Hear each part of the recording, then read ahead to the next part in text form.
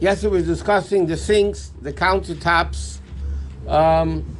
Let's get into the, let's do the easier things first. The refrigerators and freezers that you're planning to use for Pesach. So because everything's cold, all you really have to do is clean it out well. Some people also line the shelves just as an extra precaution. But halachically, if you clean out the shelves, no crumbs, no nothing in the freezer and in the refrigerator, you have to be careful by the gasket of the freezer door. A lot of times there's a lot of crumbs in there. So you have to make sure there's no crumbs. You basically have to clean it out thoroughly, and then you're able to use it for Pesach. Some people are machmir, they also line the shelves. What is a gasket? What is a gasket? The rubber. The rubber. The rubber. So if you haven't noticed, the rubber there's a lot of crumbs there. It's what actually seals. It actually seals the freezer or the fridge. It keeps it shut. So a lot of times over there's a lot of dirt. Okay, the next thing we'll discuss is ovens and stovetops. Okay, if you have a self-cleaning oven, easiest thing. You self-clean the oven for at least 3 hours. That kashers the whole oven. Mamashi gets up to 900 degrees, it's called lieben gomor. Some people are machmir that if there's a door, because the heat of 900 degrees doesn't get to the door. So what they do sometimes is they'll line the inside of the door with aluminum foil. And the practical way of doing it is if this is your oven door and you're wrapping it with aluminum foil, so you make it in a way that it goes around, otherwise it's not going to hold. If you just put aluminum foil here, you close the door, open the door, it's going to fall off. So what do? You tape it around the front. So you extend it, and then when it's taped around the front, then usually it holds. Huh? Not from the top. What? Not from the top. Not from the top. Because the top has an exhaust. No, the sides. I'm sorry, you're right. You put it around, you tape it on the door has an exhaust. Okay. Yeah, you can't do that. You're going to kill the exhaust. Okay. Now, the best thing to do, halachically, is to keep the racks in, even though they tell you not to keep them in. But one time it's not going to do anything. You keep them in because then the racks also become kashered with lieben gomor, with complete libun. Or what some people do is they'll even take, let's say they have the grates on the stove top, the gas grates. So they'll take those, also put them into the self-cleaning oven. Then everything gets self-cleaned because that's lieben gomor. That's the best way of kashering it. And not only there's some people are machmir, they line the inside of the door. What? If the grates have rubber. If the grates have rubber, you take off the rubber, otherwise it melts. Yeah, you have to take off the rubber, otherwise it's going to melt. True. Now, what happens if you don't have a self-cleaning oven? A lot of people don't have self-cleaning ovens. So then halachically it's much more complicated, by the way. You have to clean it out spotlessly well. Make sure there's no dirt anywhere. You have to actually take a flashlight to make sure that the inside of the oven is 100% clean.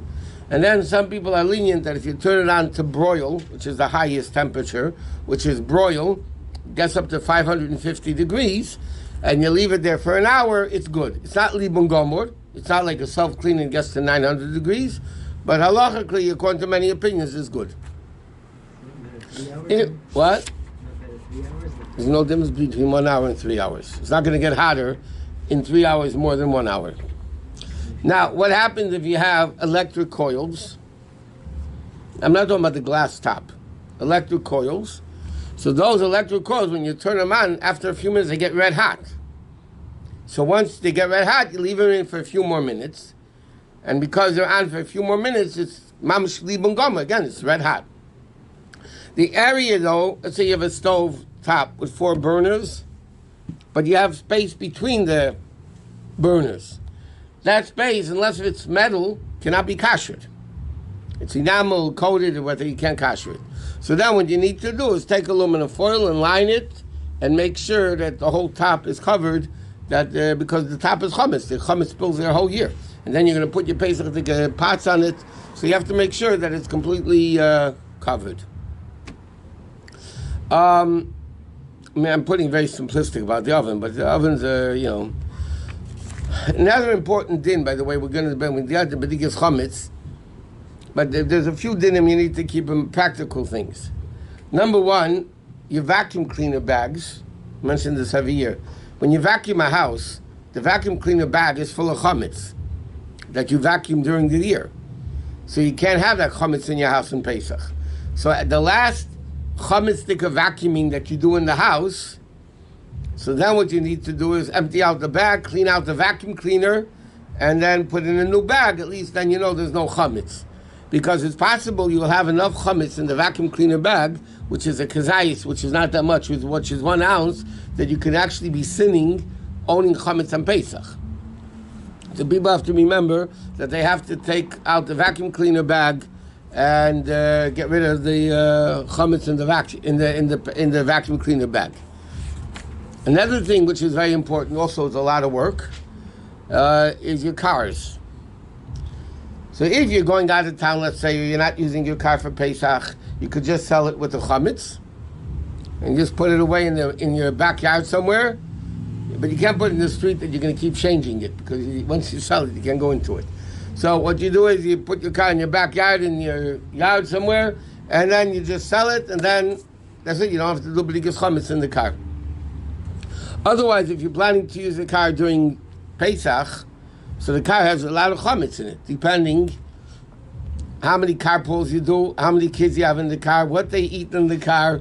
But usually, if you ever look in people with families, look in their vans or in their cars, you could create a restaurant of all the food that's there. And we're talking not only food in the high chairs, in the car seats, but in between the seats. You know, the seat, you stick your hand down there, there's tons of food.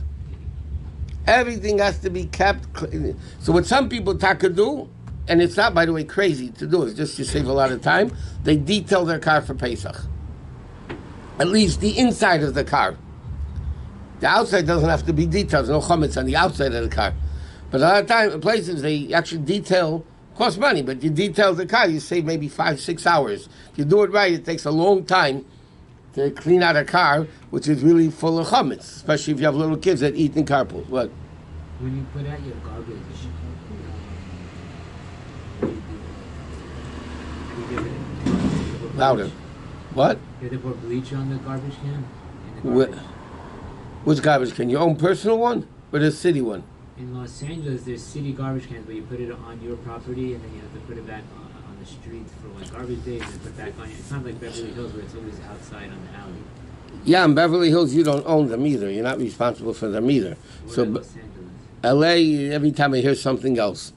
But LA, because the fact that you're taking them out, so really, the truth is like this.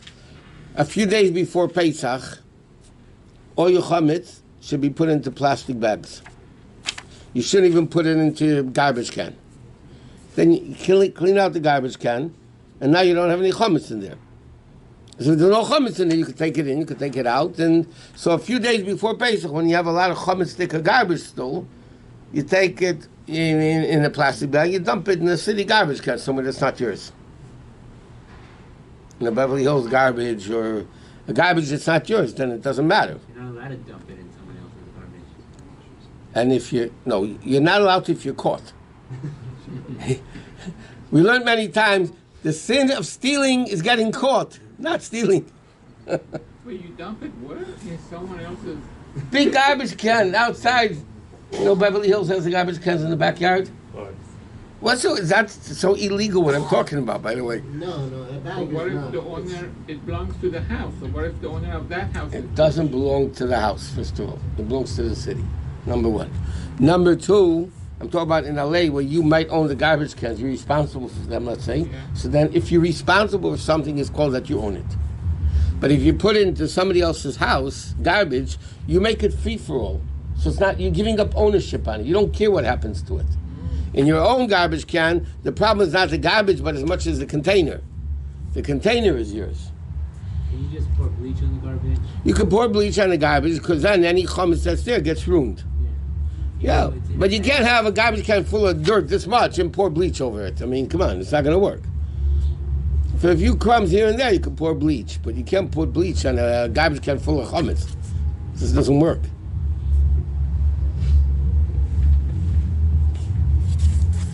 Now, people that have glass stove tops, it's only glass and the burners are underneath, those are very big problems halachically. Anyway, what the book's right to do is you turn on, let's say, for argument's sake, this is a glass top burner, and you have 4 burners. Yeah? So how do you kasher it? You can't pour boiling hot water over it, it might crack it. So what do you have to do? You turn on the fires, that they heat up for half an hour in the place at least where the fire is coming out of. And then they write, the problem is, if this is the burner, your pot is usually bigger than the burner. Which means your pot is going to be resting on the stovetop which wasn't koshered. Because you can only kasher the place, when you turn on the burner, it only kashers this part of it. But not what's next to it, because it's not being kashered. So you have to put something, like aluminum foil, to make sure that the pot that you're putting on the stovetop is not touching the surface of the stovetop, it's touching something else. But you said glass is not kosher at all. Huh? Glass is not. Certain times you can kosher glass under certain conditions. This would be one of the conditions that people would be lenient about it. It's definitely not the best way of going. So when people always ask me if they should get stovetops, glass top, I say, listen, it's great for cleaning, but for kashering, if it becomes treif, or for Pesach, it's a disaster. Because you really can't kasher it properly. If somebody's careful in kashering, they can't really do it.